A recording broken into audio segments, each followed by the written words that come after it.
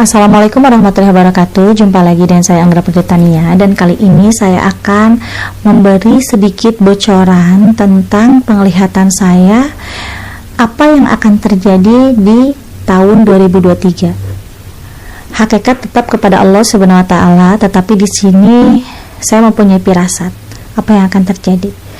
Mungkin untuk yang baik-baiknya semoga terjadi ya, tetapi untuk yang buruk-buruknya semoga tidak terjadi.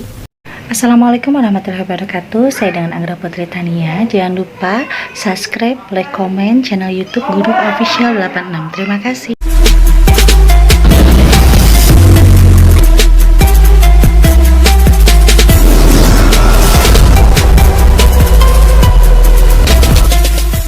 Di tahun 2023, saya lihat akan terjadi perubahan iklim cuaca yang mengakibatkan banyaknya sekali kekeringan yang luar biasa di beberapa wilayah. Sekarang di 2022, hujan terus menerus ya, hampir setiap hari. Nah, waspada, di 2023 akan adanya kekeringan di beberapa wilayah. Selain dari itu, akan juga terjadi adanya gunung meletus. Entahlah itu di daerah mana, yang jelas masih di Indonesia. Di 2023, di dalam perihal perekonomian akan terjadi penurunan yang lumayan yang mengakibatkan krisis keuangan atau moneter. Maka dari itu kita harus waspada dari sekarang. Jikalau yang mempunyai aset harus kita pertahankan, jangan sampai dijual di tahun 2023. Karena kalau sampai terjual itu akan susah lagi belinya, atau akan susah lagi kita mempunyai aset tersebut. Di dalam keuangan negara di 2023 pun juga hancur kalau menurut saya, akan kacau. Banyak sekali rakyat yang menjadi korban dengan keserakahan para petinggi yang mengakibatkan bahan pangan akan serba naik. Mungkin kalau di zaman sekarang ya, di 2022 ini naik turun. Tapi kalau nanti itu akan sedikit sulit untuk turun. Di tahun 2023 itu semua bahan pangan akan susah dan juga akan serba naik, yaitu serba mahal harganya ya. Mungkin di 2022 ini masih turun naik lah, bisa naik bisa turun lagi, bisa naik bisa turun lagi. Tapi di tahun 2023 itu semuanya serba mahal.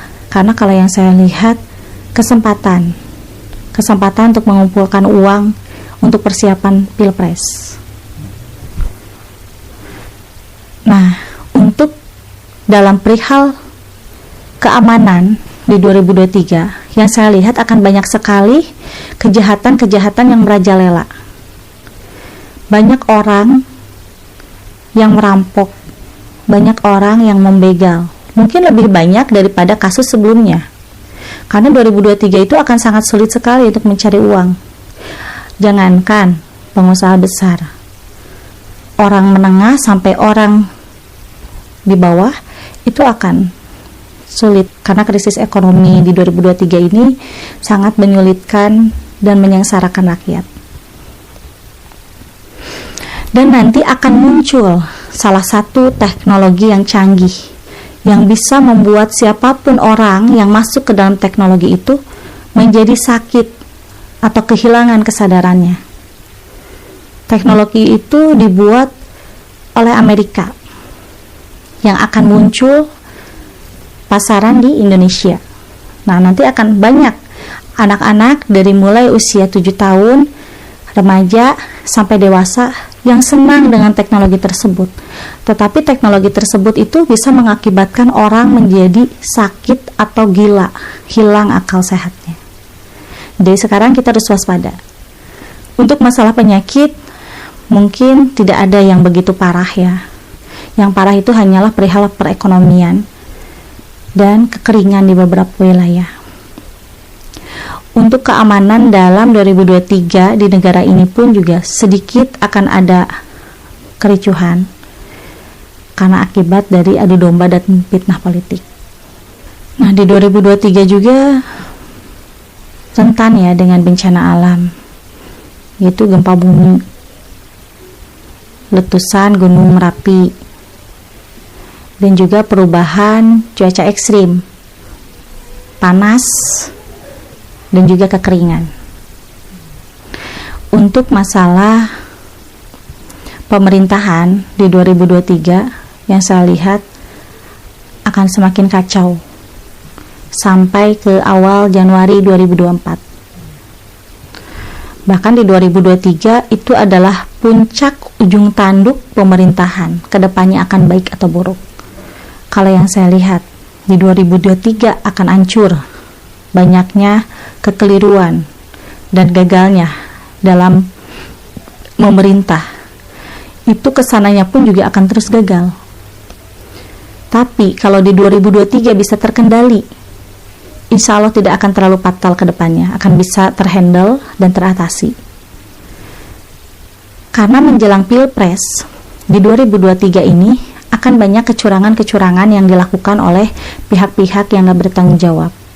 Banyak orang yang korupsi di 2023. Bahkan orang baik yang disebut dengan tokoh akan ikut terciduk juga. Karena dengan keserakahannya terbawa arus oleh lingkungan. Karena yang maunya enak sendiri tanpa harus bekerja keras. Di Pilpres ini akan banyak disalahgunakan oleh para oknum-oknum yang tidak bertanggung jawab. Bahkan dari golongan petinggi, dari golongan masyarakat tengah sampai masyarakat bawah, banyak yang melakukan itu. Karena dengan adanya krisis ekonomi, makanya di urusan Pilpres ini akan dijadikan ajang perebutan pencarian harta atau rezeki yang haram. Nauzubillahi min dzalik. Dan dari sekarang kita harus bisa mawas diri, harus bisa waspada, jangan pernah terayu oleh rayuan setan atau hal-hal yang kotor yang akan kita hadapi di 2023. Kita harus berpasrah diri kepada Allah, memohon, bermunajat kepada Allah untuk bisa diberikan milik rezeki yang halal, manfaat dan barokah di 2023 agar kita tidak terjerumus ke dalam hal yang salah.